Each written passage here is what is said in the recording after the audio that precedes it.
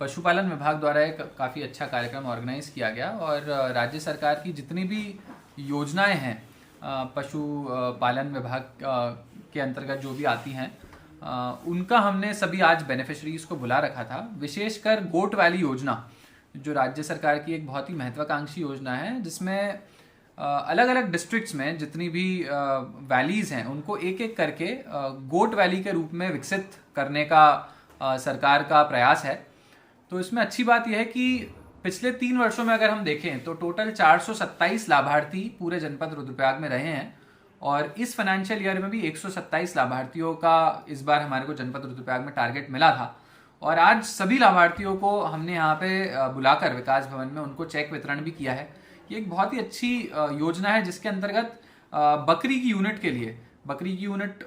एक जो typical unit सरकार ने डिफाइन कर रखी है उसमें 10 फीमेल बकरियां हैं और 1 मेल बकरा उसमें आता है, ताकि उसका वापस रिप्रोडक्शन होके बकरियों की संख्या भी धीरे धीरे बढ़ती रहे। इस तरह से एक बकरी की यूनिट बना के सरकारी योजना में प्रोवाइड की जा रही है। तो करीब करीब 70,000 की बकरी की जो यूनिट है जिसमें 11 बकरी आपको मिलेंगी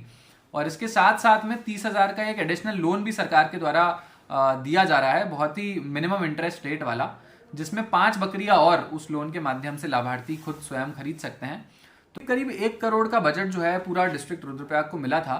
और हमने इस बार की जो डिस्ट्रिक्ट प्लान था उसके साथ भी एक्स्ट्रा कन्वर्जेंस और किया है। नॉर्मली गोट वैली योजना में अगर हम देखते हैं तो 90% सब्सिडी तो सरकार दे देती है, 10% नॉर्मली लाभार्थी का अंशदान होता है, लेकिन हमने केवल रुद्रप्रयाग जिले में ये किया है कि वो जो 10% लाभार्थी का अंशदान है वो भी लाभार्थी को नहीं देना पड़ेगा और वो हमने डिस्ट्रिक्ट प्लान के फंड से ही लाभार्थी को प्रोवाइड कर दिया गया है। तो एक बहुत ही अच्छी योजना है जिसमें